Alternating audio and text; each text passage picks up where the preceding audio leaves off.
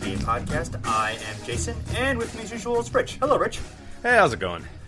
Going pretty good. We've one of the great players in NBA history, one of the most creative, interesting, fascinating, clever players. I think if I were going to think of one term to describe this guy, I would think clever in terms of his playing style. Manu Ginobili has retired, so the San Antonio Spurs, as we know them, are basically no more. I mean, obviously they still have Popovich, obviously they still have had an incredible run of success, but the great players that fueled that are all retired or have gone elsewhere. Yeah, this is going to be a tough offseason here for Spurs fans. I mean, you got to think of on its face initially, first time since 1997 that one of Tim Duncan, Tony Parker, and Manu Ginobili have not been playing for the Spurs. I mean, just 1997 for all those guys, and of course, Parker and Ginobili coming a little bit later in those years. But yeah, Parker going to the Hornets, which we don't like, and it's icky and it's weird, and I don't want it. And then Ginobili now officially retiring, which does stink. But as we've said, we have promised when a guy that's like a top 50 or on the cusp of a top 50 retires, we're going to do one of these shows. And Manu's the guy who absolutely deserves one of these shows, kind of a retrospective show on his career. And it stinks that it came this way, but I'm glad he can kind of go out on his own. And it's been kind of interesting because I feel like it's been about 4 years where everybody was like, oh yeah, that's it for Ginobili. Like that'll be it. I think it was 2 years ago where we got a standing ovation after the playoffs, where everyone's like, well, this has got to be it, or maybe it was a year or so ago. But yeah, he still kind of hung on, and then for whatever reason, this was the offseason where he just said, you know what, nope, it's over. And for the Spurs, I mean, no Kawhi. As I said, no Parker, no Ginobili. I mean, this is a totally radically different Spurs team next year.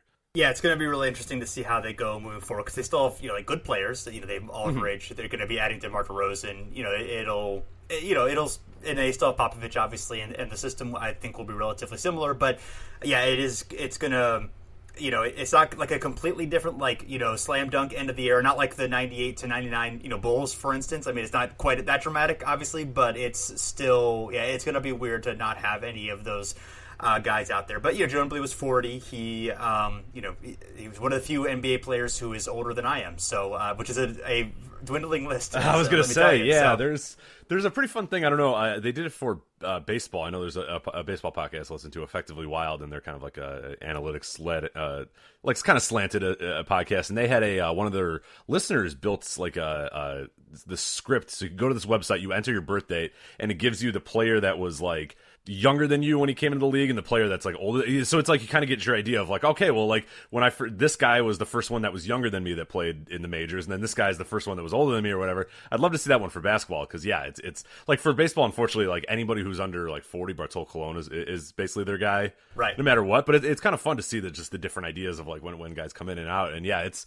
definitely. I mean, I'm 31, so I still have a little bit more to go until you do. But yeah, it's getting there. It's dwindling, man. And right. Yeah, it's gonna be that's gonna be a moment I don't know if I'm ready to handle when I'm older than everybody I'm watching, which is like, no. I'm 39, so it's coming soon. I think it's basically Jamal Crawford and Dirk and Vince Carter. Yeah. I think are the three. Yeah, I think you're gonna have 2 out of 3 gone after this year. I'm not even sure if I'm actually not signed Jamal yet, Crawford. Right? It's close, but I'm sorry.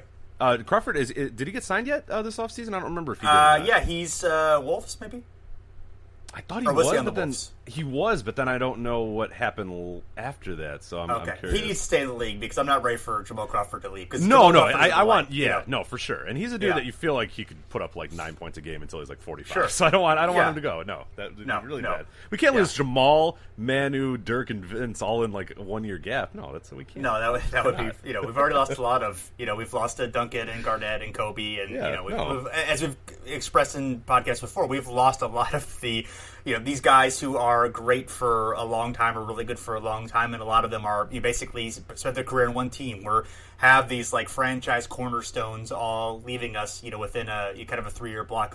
This is kind of a maybe not completely unprecedented, but a close to unprecedented losing all of these great players in a relatively short amount of time in terms of retirement. Thankfully, not dying, but nevertheless, it's rough. Yeah, I mean Manu. As we alluded to already, obviously the great creativity, the great craft, his innovative ball handling, his wonderful passing, popularizing the Euro step, kind of helping to pave the way for some stylistic changes in the league. Obviously the Euro step has been, James Harden famously, uses it as one of his main weapons, and I think a very innovative, influential player, but a player who was among the best per minute players in NBA history, but played relatively few minutes. I mean, he averaged 25.4 in his career. Only I think had like 1 or 2 years where he averaged more than 30 minutes a game. So his overall like career impact in terms of like being among the greatest players of all time is kind of lessened because of that. But I think that just in terms of a per minute perspective, he's among maybe the top 5 shooting guards of all time, and among maybe in top 50 of all time. Looking at it that way. Yeah, it's really hard to judge in the sense that I think he's a guy that maybe over time, I do, advanced stats really do like him a lot, and we'll talk about a lot of those here in a bit, but he might be a guy who, if you just kind of go to, back, the old term, like the back of the baseball card stats, where you just kind of, go on to Basketball Reference and that first table that comes up, you might not be wowed by it. You might not be wowed by the accomplishments he had. Like some other stuff that I gathered as we were doing research for this, and I was going to write a piece for the Step Back, and then I realized that like 10 people had written like way better, Manu pieces than I'll ever be able to write. So I said, forget it, I'm not going to do it, because everybody did. I know Micah did a great one for Fansided as well. They republished the Zach Lowe one that he did a few years ago. Those ones are incredible. The stories about Manu are just next level. We'll get to some of these here in a little bit, but as I was doing research, I mean, this guy, Manu Ginobili, never had a 50-plus point game, rarely got 30-plus points. Only 32 times in his career did he score more than 30. Never once had a triple-double, which I found fascinating. Only 20 times out of 1,057 career games did he have a double-double. Only 20 times out of that, like, which he seems like he should always have double. You know what I mean? Like, yeah, Manu is such a good passer, a good rebounder, a good scorer, like you feel like he would. But it's just like those kind of raw counting stats, he just doesn't have all that much. And it is fascinating to see that. But, advanced stats, as I said, do really enjoy him. But it might be a thing where those of us who were able to watch him and those of us who were able to know how impactful he was on the court and know that when he got into a game, it was a difference maker. The fact that he was able and willing to sacrifice to be a sixth man, how important that was for the Spurs thing. Like everything about this, I mean, the Spurs sort of mantra has been a lot of like, self-sacrifice for the good of the organization and the team or whatever. And almost nobody exemplifies that more than Manu, who by all accounts, should have been a starter. You know what I mean? Any other player that was as good as Manu Ginobili, as talented as Manu Ginobili, should have said, no, I'm not coming off the bench. Are you kidding? I'm starting. Like, give me that money. I'm starting. Yeah. Like, I want 32 Carmelo, minutes. Yeah, exactly. Like, we see, how many players have struggled with that. Allen Iverson is a famous example, too, where it's like, Allen Iverson, I fully believe, could have played another 5, 6, 7 years or whatever, had he just said, yeah, I'll come off the bench. I'll be a Jamal Crawford. We just talked about him. Jamal Crawford was a guy who just said, yeah, I don't care. Yeah, give me 20 minutes. Let me do what I want to do, and I'm good. I'm fine. Like, that's all I really want. And so many players, Carmelo's a great example too, who would have probably helped OKC coming off the bench, and that team probably would have been better with a Melo on the second unit, wasn't willing to do that because it's a sacrifice. It's weird. Some guys just aren't ready for it. Some guys aren't mentally good for it too. And I get it. Like, coming off the bench is kind of tough. Some guys are used to getting warmed up and stuff like that. But for Manu to just say, yeah, I don't care. I don't care about 50-plus point games. I don't care about triple doubles. I don't care about counting stats. I'll come in and do whatever I can in the minutes that I have. And that really was a testament. And we'll talk a little bit, come playoff time when the minutes did ramp up, he did show himself to be an incredible player and show that he was able to get those big gaudy numbers or whatnot. So he's one that's just weird. I don't know, like in 20, 30 years, if people look back at Manu Ginobili, I don't know if they'll appreciate him more or they'll appreciate him less. And I don't know, even in this moment right now, where we are. I think right now, as we're recording this and people are talking about him, I think we all do appreciate him because we watched him and we're aware of the impact he has. I'm just fascinated to see how it is in a few years, or if people kind of look back and just go, yeah, I mean, he was fine for a bench guy, or no, he's really, really good for a bench guy. I mean, but I don't know if people are going to think of him as highly as maybe we do right now. Yeah, and durability was kind of the issue for him a lot of the time, and I think that was part of the reason, obviously, for the reduced minutes and for the six-man role later in his career. Because the first 5 years he was a starter most of the time. It was kind of after 2008, I think, or 2007 was kind of the transition year where he, they asked him to come off the bench, and that was kind of the big deal. We'll get into kind of the details about that later. But yeah, I mean, you could certainly make the case that he is among the, if not maybe the best sixth man of all time, if you kind of look at the impact that he had when he played. But he's definitely in that conversation for sure. But yeah, in terms of other things on the resume, he's only one of only 2 players to win a EuroLeague championship, an NBA championship, and a gold medal. The only other player who can say the same is Bill Bradley. So that's obviously an interesting company there, and his team company. And in terms of the memory for Manu, I think that, like, Yeah, I think he's definitely a player who benefits from, I watched him and I saw, what kind of incredibly how fun he was to watch and how incredibly great he was in those moments. I think that when there's more distance for that, it's going to be harder to appreciate that if you didn't see it and live in it. On the other hand, he's part of one of the, greatest. It's kind of, again, dynasty sort of doesn't quite apply to the Spurs because of their success was sustained for such a long period of time, but he's among a cornerstone of one of the greatest teams in NBA history, and kind of how NBA history remembers that the Spurs era. I think we'll have to kind of contribute to how he's remembered as well. Yeah, and I think one thing that was always fascinating about Manu as well, and with the Spurs is the initial story of the Spurs when in the the early Duncan years and the late Robinson years is that they were boring. They were just pass it into Duncan, let him work, pass it into Robinson, let him work, that sort of stuff.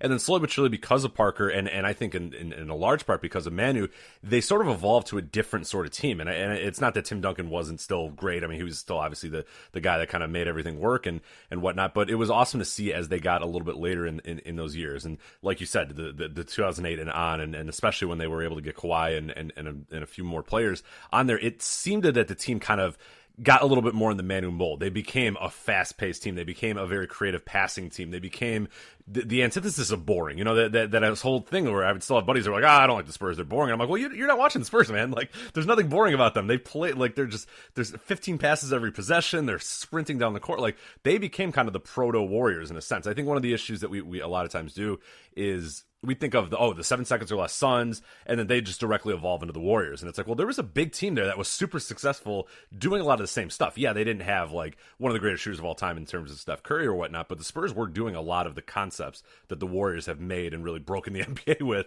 in some ways. So it's fascinating that, and I think a lot of that was them sort of becoming the Manu mold, because we knew that Manu was that sort of guy. If you watch Argentina, that's how they played. When they won their gold medal, that was what they played, and it was cool to see them sort of take on his persona a little bit. And you saw him get a little better as those years went on too. Not to say that he wasn't great when he first came in there, but as they were able to be a little bit more free-flowing, a little bit more fun, a little bit more fast-paced, then you start to see Manu really start to show himself and really look like a much more complete player and a much bigger part of that team as well. So I always love that transition between them. And I think one of the things too, with the Manu story is the circumstance of how he comes to the Spurs too, and I think that always sort of builds up the narrative a little bit more, and it helps build up his story a little bit, because this is a guy who famously R.C. Buford, the Spurs general manager, he goes on a scouting trip in 1997. I forget where. I think they were in Australia, and he goes to scout just a bunch of European players and overseas players. And Manu is just a guy who was not even on his radar whatsoever. He was there only because other players backed out. They had scheduling conflicts, and they're just like, we'll call this man a Ginobili guy or whatever. He had barely been playing. He was not even that big of a deal. And Buford just was like, all right, cool. This guy's got some chops. He's pretty good. But even after they drafted him, it wasn't meant to be like, all right, let's get this Ginobili guy and see what happens. I can't wait to bring him on board or whatever. They had just won the championship, obviously, in 1999. They wanted to bring back most of the roster. Their salary cap was right up against the luxury tax. They wanted to get a guy that they knew had no chance to make the NBA and was not going to come. So they did kind of what we call today the Euro stash. They drafted just a random European guy and said, you know what? This is a guy that we think has talent, but we're in no way ready to bring him on board, and we don't want him to come on board. So they draft him, and he goes away. He does not come until 2002, and he comes, and it's like, he's pretty good, and so good, in fact, that we just won the championship. You know what I mean? Like, in his rookie year, he's immediately good, he's immediately winning the championship, but he's a huge part of that right away. So, I mean, I think that speaks a little bit to just how incredible he was, and the journey as well, where it's really not a player that, and I guess it tells a good narrative of this, like, Eurostash player gone right, when more times than not, they're just guys that are drafted to avoid, paying for rookies and whatnot. Sure. And of course, Manu from Argentina, but was playing in Italy at the time. So yes, correct, yeah. the Eurostash still applies to, the term is not entirely an right. Yeah, people just say Eurostash for, like, overseas player. Yeah, I didn't want anyone to South think American that we didn't stash, realize that Argentina was South America. But right.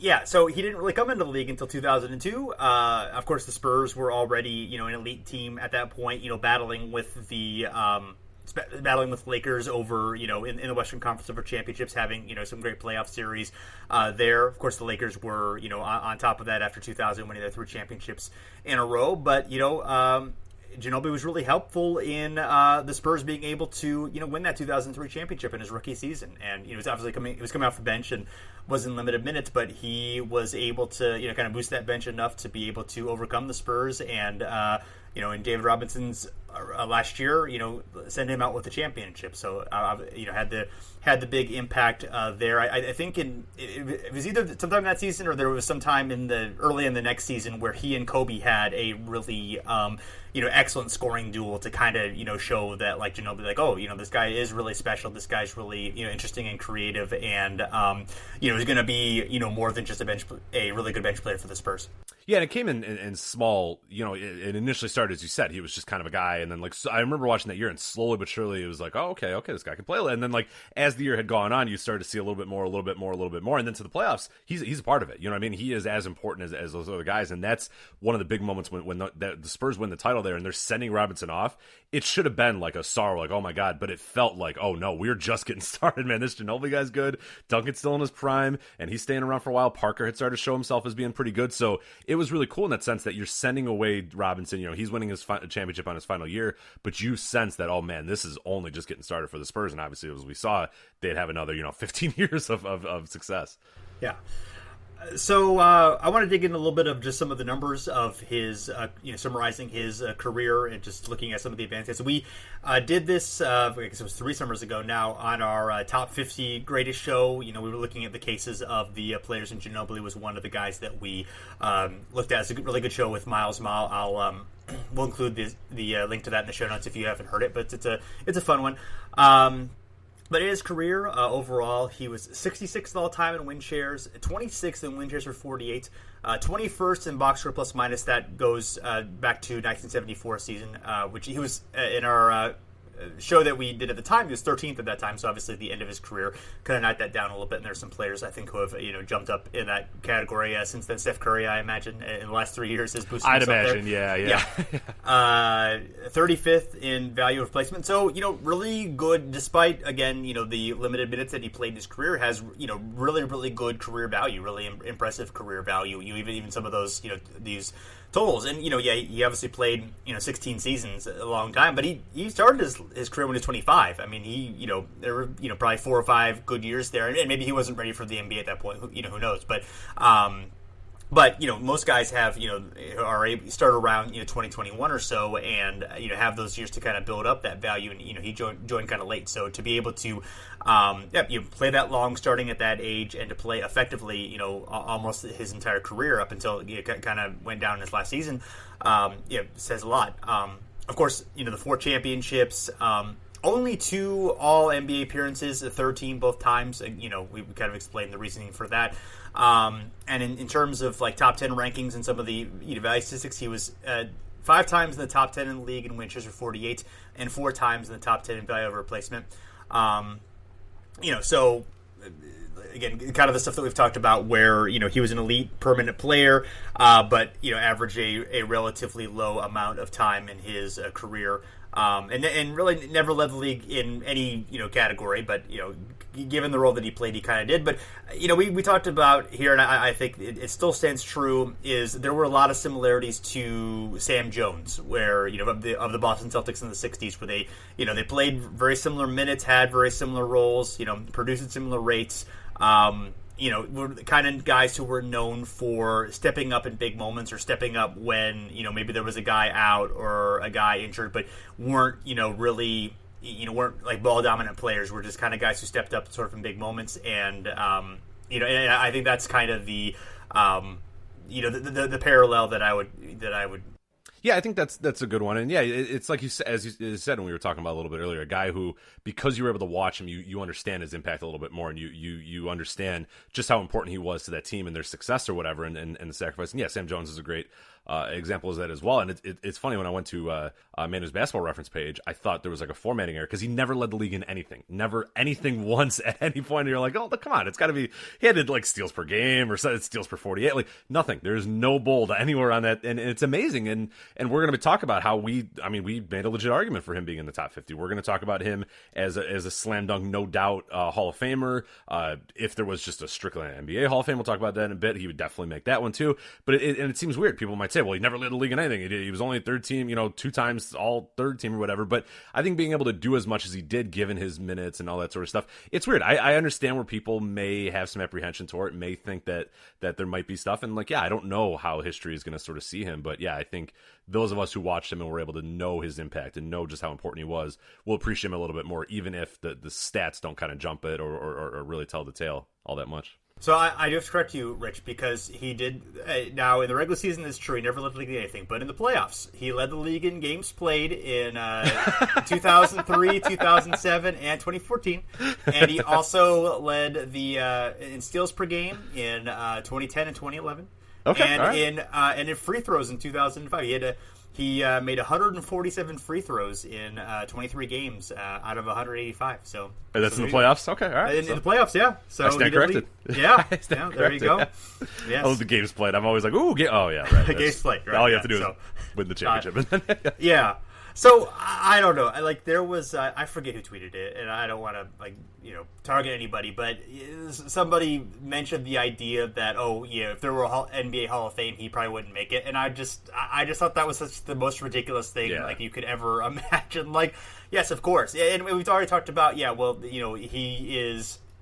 Because he had a limited role most of his career, limited minutes role. Yeah, he's not in the upper echelon of guys, but yeah, he was such an important player to throughout his career for one of the great teams of all time. Of course, he would make it. There's no he performed incredibly well during those times, and as we said, one of the great sixth men of all time. And really, honestly, if that's what you're thinking about when Manu Ginobili, if that's the way you need to reduce things to honor Manu Ginobili, it's just so silly and so dumb, and it made me mad. And I feel like I have a podcast, so I can spend 30 seconds rambling about how mad it made me, and that's going to be my outlet for that. Yeah, no, and obviously anybody who the Basketball Hall of Fame, he's 100% in, 1,000% in, because even just winning that gold medal for Argentina, I mean, that is a super important thing to basketball history. Is a team not only just beating America, but really handily, showing themselves as hey, this is not an American sport anymore. This is an international sport. I mean, that 2004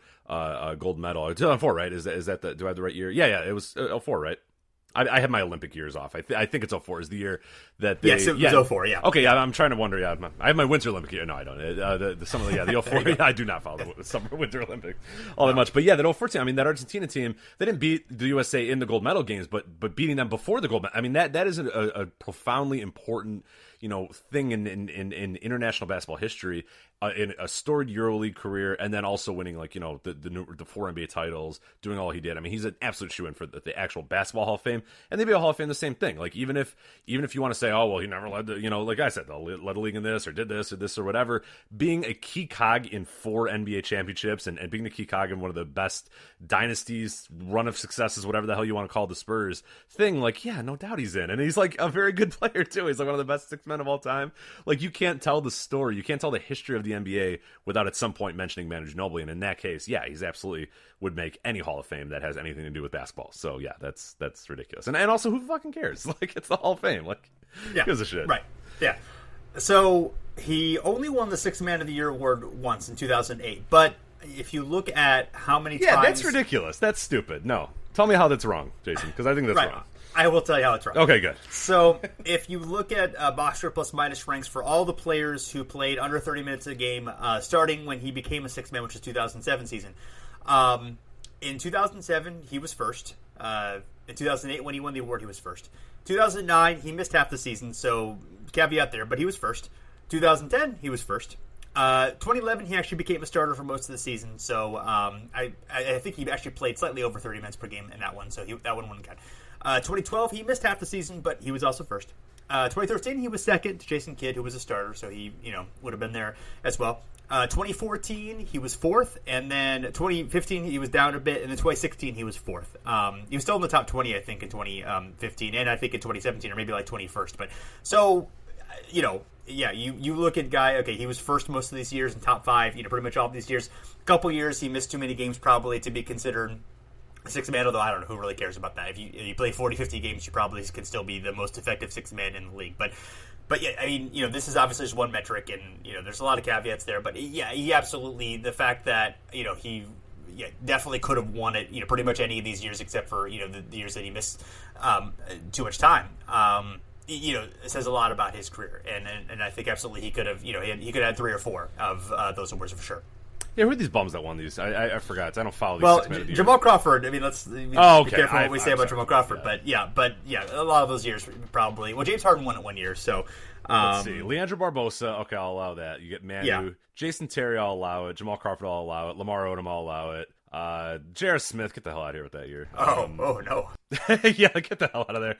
Jamal Crawford again, I'll allow that one. And then 2016, Jamal Crawford again. Okay, well. I mean, we love Jamal Crawford, but fine. Probably Manu. I'm taking that J.R. Smith one away and giving that to Manu. Yeah, Barbosa. I would probably put Manu over. That was the 07 yeah. Barbosa. So I mean, that was okay. And then the 09 Jason Terry. I mean, the Mavs were really great that year, but. Yeah. And he missed half the year that year, so that one I'll allow that one too. Okay, so that's fine. And Lamar Odom was obviously a huge part of the Lakers thing, so that's fine. J.R. Smith, you're losing yours. Okay, we'll give him one Jamal Crawford's, and that'll. Yeah, Jamal doesn't need 3. He could be fine with 2. He can have 2. Yeah, all right. I think that's fair. Good. All right. I think we've righted the ship of NBA history. Good. I will inform J.R. Smith to return his. He doesn't have. I mean, come on. Let's be honest. Does J.R. Smith even have that 6 Man a Year award anymore? It's in a closet somewhere for sure. It's probably in a closet. Yeah. Yeah, I think we need to do a deep dive into where J.R. Smith's 6 Man award probably is located right now. We need an in-depth investigation, multi-part episode. It'll be like Serial, but for like the most us, trivial of walking NBA around J.R. issues. Smith's house, and trying to find his 6 Man a Year award. We'll just break in. It'll be fine. Whatever. All right. So there's a ESPN article on the top 20 or 20 of Ginobili's most important moments of his career, and one of them talks about the idea of Popovich basically saying to Ginobili in January 2007 of just being like, hey, I think you'd be better off being a 6th man and doing so. And I think this is also was detailed in that Zach Lowe article that you wrote, but Popovich said, I don't think I've ever admitted this even to my staff, but if Manu decided he was not good with it, he was going to start. Whatever he said, we would do it. He deserved that. And then after he won the award, Popovich made the joke about about where Ginobili might keep the award. He said he probably wants to take it and shove it up my ass. So, but yeah, like you said, I mean, he obviously was incredibly effective in that role, and was willing to do that, and that probably contributed to helped the team along, helped them have other players who were effective starters, including Kawhi Leonard. Probably that was of course later on when Ginobili was older, but still, it opened up the opportunities for other players for the Spurs and allowed them to maybe thrive when they may have had less of an opportunity to do that if they had been coming off the bench instead of Ginobili. So, and plus, he had more ability to handle the ball more and do more than he would have with competing with Parker and Duncan. I think that's one of the things that, and I know like some teams actually try to do it pretty well, and some teams, but I really think that's honestly one of the things that if you can get a player that's willing to sacrifice that and willing to say, hey, look, I don't care that I start, it's a huge boon to come, because you a lot of times other teams won't. Other teams will have their second unit come out, and if you can have a guy who's worthy of being a first unit player on your second unit, and it really does. I mean, towards the end of the game it doesn't matter as much, but that first quarter is a huge moment. We're going to talk about a few games in Ginobili's career as well where he comes in when the Spurs maybe get down a little bit early, he comes in and completely transforms the game, or they're up a little bit and then he comes in and then they just even get a little bit farther, and the game is under their control almost the entire time. It's definitely just kind of a thing that I think is a little underutilized, is putting a really great player in that second unit, a guy who can really thrive by doing everything and kind of leading that unit in the minutes that they're in there. But yeah, it's unfortunate that we don't, like, if the I know the Warriors would never ever do that, but like imagine like if Kevin Durant was just like in charge of, like, what I mean, like Steph and the other Warriors were just their little thing, and obviously they're fine the way they do. They probably don't need to listen to my advice. They're doing pretty well on their own. But like I'm just imagining like this, like you have Steph and Draymond and Clay are like the first, and then like Durant comes with like the second, and like you're just like, oh my god, like when do we never get a second to breathe or whatever? And then by the end of the game, everyone's in there and it'll be pretty fun. But I've always thought that'd be a real cool thing to see. But we saw it with Ginobili, so we saw how successful it was in many years. Sure, and there's other ways to do it, in terms of staggering guys and stuff. Oh, sure. But absolutely, yeah, I think that's a key concept. So we decided to look at some of the best games in Ginobili's career. Went with the top 6 in honor of Bill Russell, since Bill Russell was number 6. We're going to go with 6 here instead of 5. 5 is so square. 6. Yeah, everybody does 5, but nobody does 6. Yeah, so 6 exactly. Like it, yeah. So number 1 is February 13th, 2008, it was the Spurs and the Cavs, a finals rematch in Cleveland. The Spurs won 112 to 105. And Ginobili had 46 points on 96 true shooting. 8 of 11 for 3. That's pretty good, yeah. That's out of 100. That's right. Really good. That's out of 100, yeah. Well, I guess you can have more than 100, technically. True shooting, you can. Oh, sure, yeah. With the threes, yeah. But nevertheless, so 8 of 11 from 3, 8 of 9 from the free throw line, 5 rebounds, 8 assists, 3 steals, 1 turnover, a 46.6 game score, which is tied for the 64th best in recorded NBA history, considering both the regular season and the playoffs. Now, this one dates back to 83 and 84, and then there are some previous to that where there's enough of a box score to be able to calculate it, but that's, very spotty pre-84. But every game from 84 on is included in this. So, 64th best, certainly and up there in some of the greatest games in NBA history, according to this basketball reference metric. And Tony Park was out with injury in this game. It was the last game of the annual rodeo road trip that the Spurs went on every year. So, tired, exhausted there. Parker out. They need a big performance from Manu, and he went off obviously in incredible fashion. He was 4 for 4 from 3 and had 18 points in the fourth quarter. This was a game also where LeBron had 18th in the fourth quarter, so it was the two of them dueling. And LeBron had 39, 6, and 9 in the game, so not too bad there. In fact, LeBron actually hit a 3 to put the Cavs up 91-89 with 6 minutes left, but then Manu keyed a Spurs run after that to allow them to win the game. And some quotes from this. Tim Duncan said he's unbelievable when he gets rolling like that. The funny part, I've seen him do it before. LeBron said it was unbelievable. There's nothing you do when a guy gets hot like that. He shot step back threes, he shot pull up threes, and Ginobili said it was a special game. I was feeling good from the beginning. I feel like every shot was going in, and it did. And Popovich said he's one of the most unbelievable competitors ever been around. That's why he has NBA championships and Olympic championships and European championships. He's a pretty special guy. And this is actually right at the tail end for the Cavs of the Larry Hughes era. So Daniel Marshall era. They were out after this week and going on as the Cavs were kind of struggling at this point in transition. Not to anything to do with Manu, but I thought that was sort of an interesting time capsule of this point. It's kind of weird to think of like the Spurs and Cavs and like being like a finals rematch, because that finals itself just seems like such a weird oddity of that, being a big rivalry, even though at this point in time that absolutely was a huge game. Yeah, for sure. No, it's definitely the weird era, and it just speaks to the longevity of some of these guys, like you mentioned, a Manu Ginobili and a LeBron James. We're talking about guys like Larry Hughes, you know what I mean, and Manu just retires, and LeBron's still arguably in his prime. So it's incredible to see how these guys have kind of hung around. Next game here, January 21st, 2005. It's the Spurs and the Suns. Manu has 48 points. That's his career high. 88% true shooting. I mentioned no 50-point games, but he does have a 48. So real close there. 5 rebounds, 6 assists, 3 turnovers, a 41.4 game score. And this is interesting too, because the Spurs rallied from a 17-point deficit in this game in the fourth quarter to capture the 128-123 overtime victory. I believe this one recently aired on NBA TV, one of their Hardwood Classics games. I remember watching it not that long ago before I even knew Manu was going away. But it's a real fun game.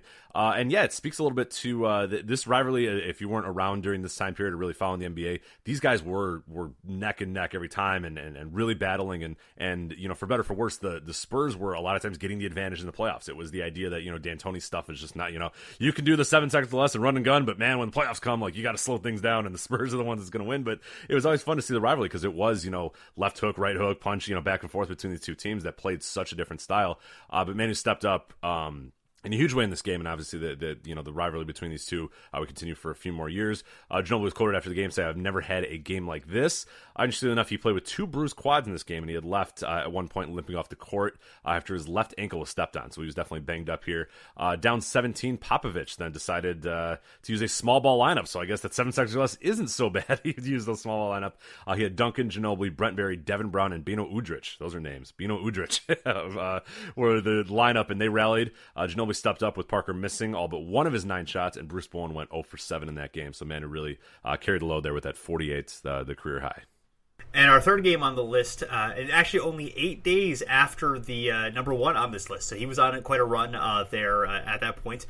44 points on 95 true shooting. It was 7 of 9 from 3, 3 rebounds, 4 assists, a 38.9 game score. And this is against the Timberwolves. It was 19 points in the second quarter, including 6 straight threes. and he hit a game winner with 6.2 seconds left. He was able to penetrate, take a dribble behind his back, and then hit a 17-footer at the top of the key over Randy Foye. His quote was, "He's always try to get to the rim, but Foye took over my left pretty good, and my counter move is always a step back right.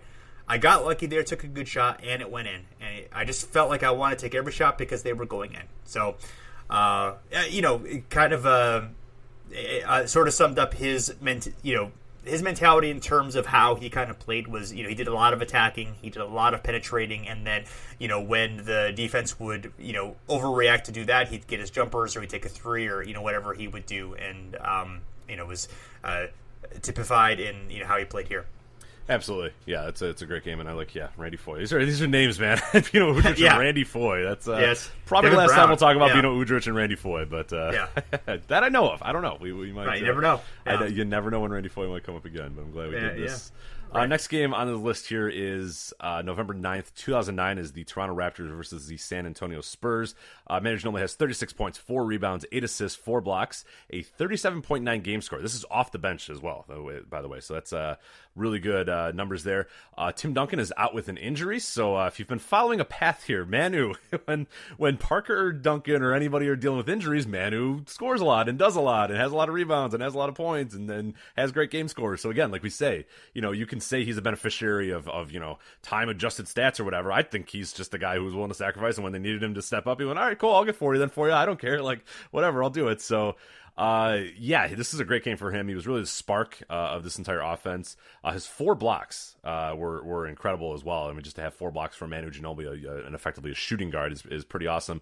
Even though they were down by 2 after the third quarter, there was an unmistakable feeling that with Manu, and this is from PoundingTheRock.com, by the way, who did a recap of this game. They said, even though we were down by 2 after the third quarter, there was an unmistakable feeling that with Manu, everything was going to turn out right in the end. The man was possessed, driving past, around, and between defenders, attacking from all angles, and making all the right passes.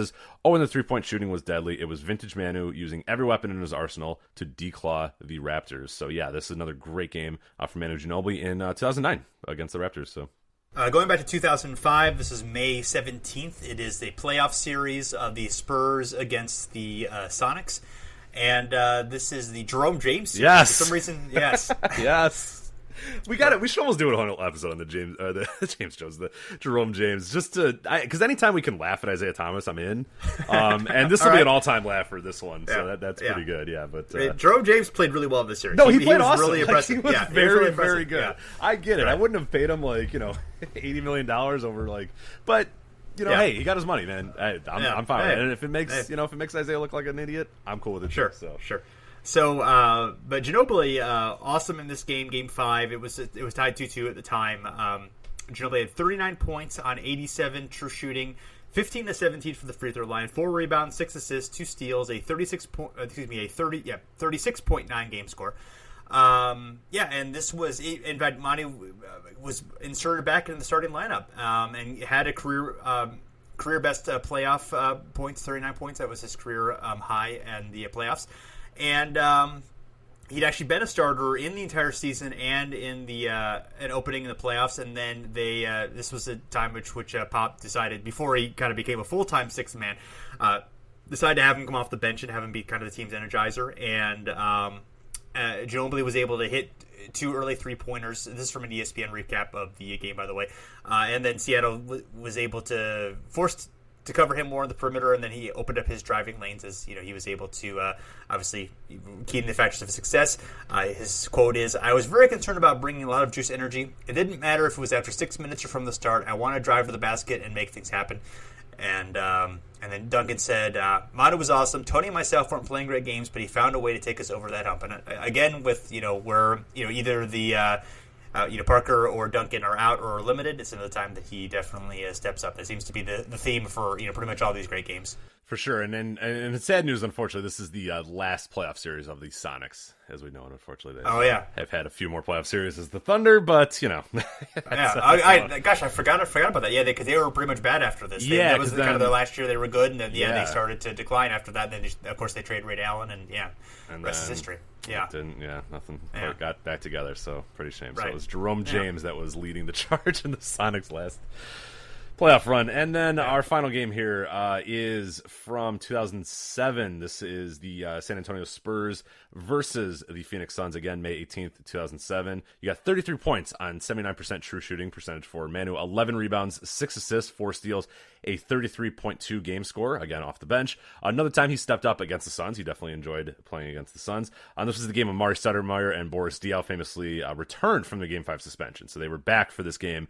That's probably in a whole episode on its own or whatnot, that whole suspension stuff, but we can get to that one of these days. But Ginobili had 33 points and a career high 11 rebounds for the Spurs. They saw a 20-point lead cut to 5 late in the game. In usual Ginobili fashion, he was kind of banged up and bruised at this point. He had sustained a bruised and bloodied eye on a drive to the basket in Game 3, but came back in this game and was able to perform as well as he did. Popovich after the game said it was a hard-fought physical basketball game. We were thrilled with the win, and frankly, I'm going to figure out how we did this. This is Popovich basically not knowing how the hell his team beat the Suns, who were really cruising at this time and really had, again, like, we had seen kind of an ebb and flow with the Spurs, the Suns, I should say, for a while, but this 2017 really things started looking like they were together again and everything was ready to go, and this was the year a lot of people pegged them to possibly win the championship, and the Spurs found a way to still kind of break through and still kind of work through them here. Some stories about this game. San Antonio entered the fourth quarter leading 81-67, so I feel like they had it in there. Ginobili led the way over the final 12 minutes. He had a three-pointer with 10.5 minutes to play to make it 86-70, and this basket with just over 9 minutes left gave the Spurs a 92-72 lead. Suns rallied. Nash hits a three with under a minute to play, 105-99. Ginobili made one of his 2 free throws and a Sean Marion dunk, then got the Suns back into 106-101 game.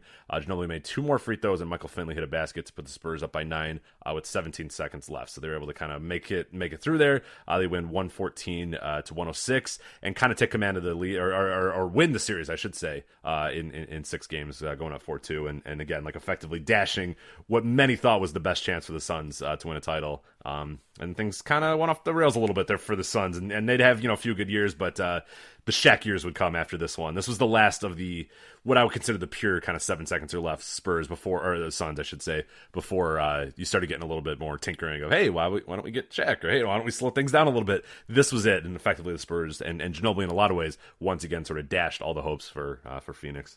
Yeah, exactly. So, yeah, and as you talked about, you kind of had that pattern of, especially against the Suns, because they were, such tough rivals with the Suns, of stepping up in those big games. Yeah, and and I think just showing what he could do in the playoffs and absolutely kind of sealing it. The Suns had lost Game 5, but it was a very, very close game. And obviously with getting back Diaw and Stoudemire, they thought, okay, if we can win here in San Antonio at Game 6, Game 7 would have been in Phoenix and they would have had a chance there. But Manu was among the top performers to be able to prevent that from happening for the Spurs. Obviously sad for Suns fan, but obviously really important. In a year they won the championship for the Spurs, really important moment for them. So we want to talk about some of our favorite random memories, a little bit of trivia here on in Manu's career to kind of close out the show. There's some good ones here, a few that I'd kind of forgotten about. We dug into some kind of recaps of his career and kind of searched our brains for some of the big moments and tried to find some good ones. The first one is his game winner for Argentina against Serbia. This is one I kind of completely forgotten about until I was going through these and looking at the highlights of the Olympics. I watched the 2004 Olympics here or there, but this one I kind of forgotten about. But the Serbia was up by 1, and Argentina only after a free throw only had 3.8 to go across the court, and their point guard was able to get it across the court, then pass it to Manu near at the foul line, and Manu's moving at full speed, and he basically hits like a falling layup off the glass where he's completely going out of bounds. It just kisses the glass and goes in, and it's just an incredible moment. Everyone's going crazy, and the coach is running around, and everyone's mobbing each other for Argentina. And it was early on, I think the first round of the the final part of the tournament that led to the gold medal for them, but without that, obviously I don't believe they would have had a chance to win the gold medal. So that was obviously huge for them. And Ginobili said at the time it was almost impossible. Once I left my hand, I knew it was good. This is a very special thing. So yeah, understated, but exciting stuff. Yeah, for sure. Yeah, no, it's a great. I mean, if we get a chance, I know there are some highlight videos up there of Ginobili's performances in those Olympics. Just kind of, I think like a 15-minute highlight video of what, especially what he does against America too. It's just incredible stuff, and it's like this dude's good. You know what I mean? This guy has arrived, and there's this stuff too. Even back in 2002, before he had come into the NBA, there was the World Games in Indianapolis, and that was the first time when people kind of realized, hold on a minute, like this Argentina team might beat America. I remember that being like a very big worry, and that America had better get serious in the 2004 Olympics, and as they of course did. Larry Brown is nothing if not the man who Carmelo, Allen Iverson, and Larry Brown, they got things serious. Don't worry. Everything was okay. But it was very interesting. But watching those the highlights in the 2002 World Games and then the 2004 Olympics, definitely worth your time there. November 6, 2007, this is a fun game as well. This is a dunk over Yao Ming, which Ginobili is never known for being the most athletic guy in the world. But with that being said, he had a lot of really awesome dunks. We'll talk about a few here, especially if you watch like the NBA.com had their top 20 Manu highlight video or whatever, and a lot of them are like these pretty awesome dunks where you the whole time are wondering, I wonder what he's going to do here, and it's like, oh shit, he dunked, okay, wow, because it doesn't ever look like he's taking off for a dunk, and then it just sort of happens. It's very strange in that way. Maybe it's the left-handed dribbling or the left-handed shot, I don't know what it is, but in this he intercepts a pass from Yao Ming, droves the lane, and then just throws down a two-handed jam over Yao Ming, which is no easy task at any point in Yao Ming's career. But this is an awesome one to check out. One of many great Manu dunks that you'll find in highlight videos. And he had a game winner against the Suns in the 2008 playoffs. The Suns, again, victims of Manu there. But Manu hit a driving bank shot. This was in overtime of Game 1. With 1.8 seconds remaining to seal the game. It was another great game in their rivalry. It was, and Duncan even said it feels like a finals game, just even though it was the first game of the first series, just because of the intensity there. But another nail in the coffin for the Spurs against the Suns in that series. Overall, I didn't necessarily have a great game, but just had that moment where he stepped up and hit the big driving bank game winner. Yeah, it's a real fun one there. This one, one of his more famous parts of his entire career, Manu and the bat, which in your notes you put this in, and I discovered this as I was doing research as well.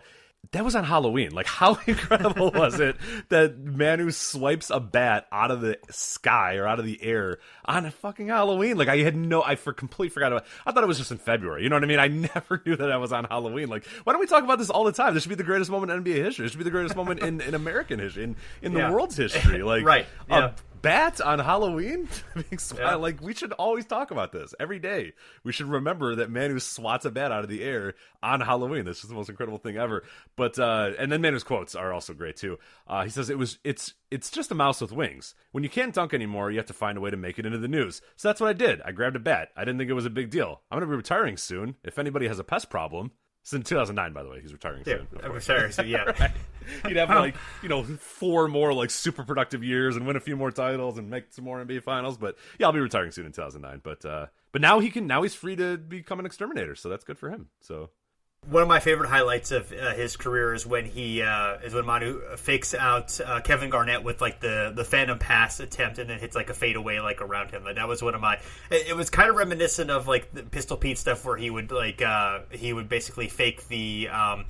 He would kind of spin and fake the layup and get the guy out of position and then just do the layup himself. It was kind of a variation of that, but that's one of my favorite ones. I couldn't figure out exactly what year that was, but that was sometime with Garnett and the Celtics. So obviously 08 to 12 or whatever, he ended up being traded to the Nets there. But that's definitely a fun one if you haven't seen that one. That one was making the rounds a lot when on the news of his retirement. So easy one to find. Yeah, and it's pretty good because Garnett just immediately has no idea what happens and looks at the ref no, something had to have happened. It's like, no, I just I don't know. He's like, no, I'm Kevin Garnett. There's no way that happened. It's like, no, it did. It's great. Yeah, one of the Manu stuff, and I know Zach Lowe's piece on Manu. It was published, I think, 2 years ago, but I think they republished it. If you just look up Zach Lowe, Manu Ginobili, it should come up right away. Does a good job of talking about some of the weird creative moves that Manu was so good at. Like one that I didn't really necessarily realize was one of his calling cards, but now when I watch the video, I'm like, oh yeah, I've seen that a ton of times, is he would a lot of times, so he'd have a guy on the perimeter and then he'd have a guy kind of cutting towards the basket. And what he would do is do sort of a jump pass like he's about to pass to the guy in the perimeter.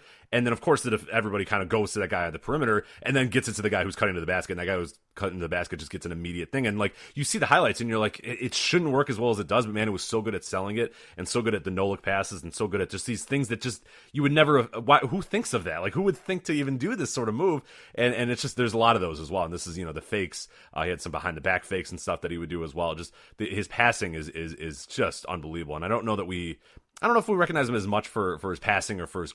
We do recognize him, I think, for his creativity, but I think he's even on a higher level than a lot of us probably remember. Because some of his stuff was just like this, like, oh, geez, that was cool, that was really interesting, and then like you almost have to watch it a few times to go like, oh, that's actually a genius move that he just did there. And that, like this KG one is absolutely one. But yeah, check it out. If you just look up Ginobili fakes out KG, I think you'll be able to find it on YouTube pretty easily.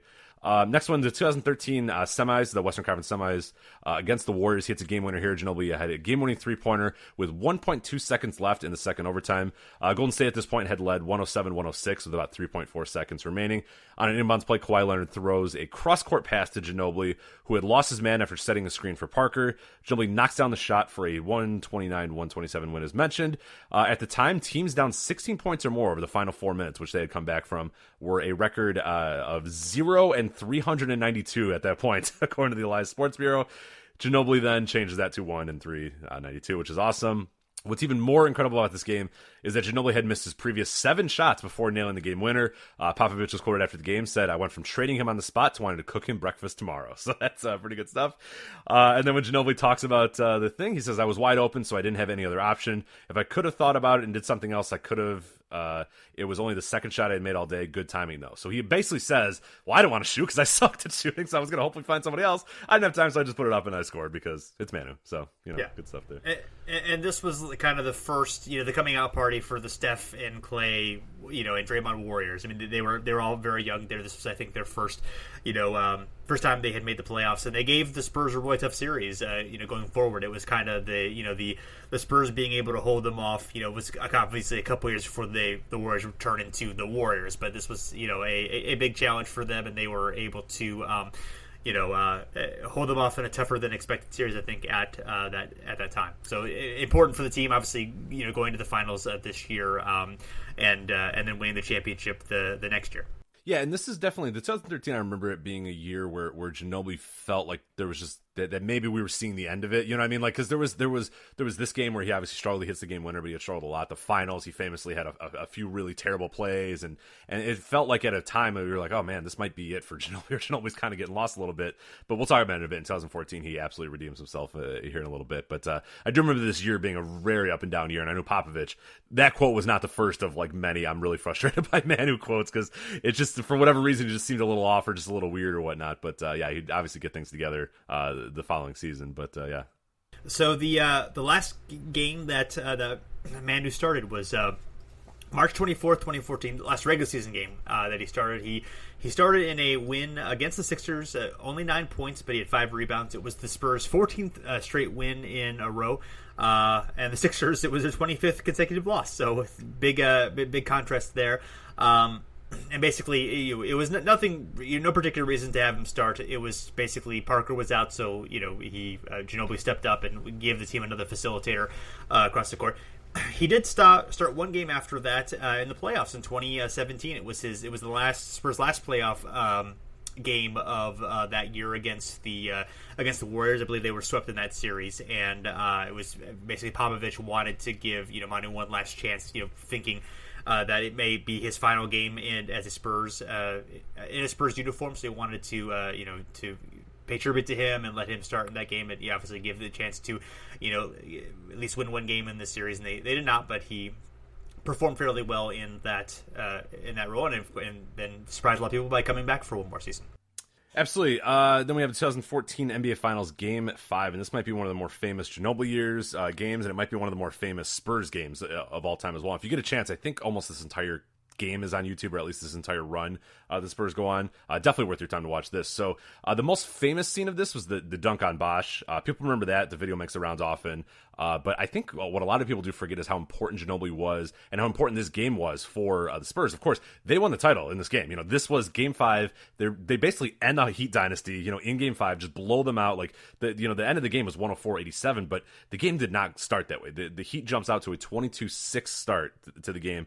LeBron James scores 17 points in the first quarter alone. So the Heat are rolling. The Heat look like they're on track. The Spurs have been sort of dominating the series, but it might have looked like, oh, maybe the Heat are woken up and, oh no, this is going to be trouble, because obviously the prior year the Heat, beat the Spurs in the finals. Pop immediately puts Manu in the game a little bit earlier than he's usually going to. The Spurs almost never look back. So after that dunk, Manu hits a step-back three-pointer over LeBron James, and in all time, I mean, he's just, Manu's getting layups, he's doing defensive plays, he's stealing the ball, he's just doing everything. Even with that dunk, I mean, that's the most important play, but he's just doing everything in this game. They outscored the Heat 25-11 in the second quarter, and they win the game easily 104-87. So much so, it's like a laugher at the end. You know what I mean? Like, it's that, the last 2 minutes of the game are guys just kind of dribbling around, like, people are handshaking each other with, like, a minute and a half to go. It's like, this game's over. This game is nothing. What's interesting about this, though, Ginobili, he was a game-high plus 21 in this game, and he ended with 19 points in just 28 minutes. So yeah, he comes in, effectively the Spurs get back on track, and they never look back, and they win the title, and effectively end a dynasty, changed the trajectory of the NBA for quite a few years. You know what I mean? Like, LeBron goes to Cleveland. I don't know if he was, if they win a title in Miami, I don't know if he hangs around Miami for a little bit more, or if he stays, but it's like, it's one of those games, they just put a dagger in the heart of Miami, and it was just such a classic Spurs thing, and it's an awesome Spurs team as well. It's just a weird collection of talent. It's old. It really should not have had any chance to win. Kawhi sort of emerging, he becomes the MVP of that series. But yeah, I love this series and these games, and I love the idea that we got back-to-back finals with those two teams too, which are so different teams as well, and then we got different results in each of the finals as well. It really stands out to me as something I really, really love. Right, and both those teams were, even in both those series, were playing at an incredibly high level, and obviously the Spurs, played better basketball than I think I've maybe ever seen. Maybe a few examples, I can think of, but over a 5-game stretch, it's hard to see. It wasn't like the Heat were slowing down, but it wasn't like the Heat were necessarily playing bad basketball. It was just the Spurs were just on an incredibly high level, and the Heat were not able to match it in that series. And that was obviously the last great gasp of the Spurs before starting to basically backing off and paving the way for the Warriors to take over and kind of to take that mantle the Spurs had before that. Yeah, they just decimated the Heat, and right. It's like, yeah, that's a really good. I mean, the Heat are the prior year when they won the finals, that was the year that the Heat were really, that was the firing on all cylinders team that year before. That was the team that won 60 plus games, and LeBron was like the most efficient player of all. You know what I mean? Like, just never missed a shot for months on end, and the big win streak or whatnot. But yeah, this year, I mean, this is still the Heat. I mean, this is still the Dwayne Wade's still good. He's starting to slow down a little bit. LeBron's still at the top of his game, and it's just the Spurs just decimated them, tore them apart in 5 games, and it was a laugh at the end. You know what I mean? It was almost like no doubt that the Spurs were going to win this thing by the third quarter of this game, which is it really now it's, you look at the scores and go, oh yeah, well the Spurs are really good, but like that was surprising at the time. It was like there was no, I mean, they had done one of the best final series of all time the year prior, and this year everybody's kind of getting ready for that again, and it was like, nope, the Spurs are just like a well-oiled machine, and the Heat felt like they weren't, and that was kind of not what anybody expected going in. So it was a really fun series. So, speaking of sacrifice with Manu, February 3rd, 2016, Ginobili suffered a testicular injury under the basket after Ryan Anderson's right knee nailed him in the groin, and Ginobili immediately collapsed to the floor and fell down again repeatedly as the trainers and Duncan were trying to assist him to the locker room. Unfortunately, the injury required the extraction of Ginobili's right testicle. So I think Danny Green said it best, is he had to give up part of his body for this organization, which is certainly understated. Later on, after he did an interview with WOAI in San Antonio, Ginobili was asked whether he'd ever heard the expression, "I'd give my left," and then he said, well, I gave my right one. I gave it all. I gave my right one for the Spurs. I could say it. I can really say it. It's true. So, he had a sense of humor about it, but yes, that was certainly, he gave more than I think anyone would be, almost anyone else would be willing to give for their team. Yeah, for the Spurs organization. Yeah, you can never say he's not a man of sacrifice, because he... yeah. Absolutely is, yes. May 9, 2017, Manu blocks James Harden from behind to seal a Game 5 win versus the Rockets. Manu had also hit a game-tying layup with 30 seconds left. So just in perfect Manu form, he does an amazing defensive play, hits a layup. I mean, just, a guy who always felt like he stepped up in the big moments and was always there. Even if there was times in regular season games where he wasn't as effective or didn't do it, it always felt like playoff time, Ginobili was going to be there at the right time and always get these just plays that you just probably never expect from him, that at just always the perfect times. It's kind of the Manu experience that I'll always remember. Yeah, exactly. So yeah, in terms of performing in the playoffs, I thought this one was interesting.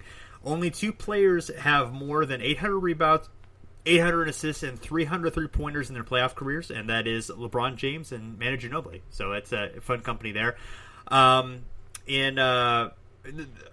there isn't necessarily a specific moment, but this is, and it wasn't quite good enough to make the list of his greatest games. But in Game 7 in 2005 against the Pistons in the NBA Finals, Ginobili had 23, 5, and 4 on 76 true shooting, and was +5, which is the best plus minus of the Spurs starters in that series. And he performed well enough where Duncan was probably the MVP, but definitely Manu had a case where it was definitely a possibility that he could have been that as well, but really, stepped up in that series in a big way. And if you look at his playoff stats, 14 points per game of 58 true shooting, 4 rebounds, 3-point assists, 1.3 steals. Those are all either in line or slightly better than his career averages.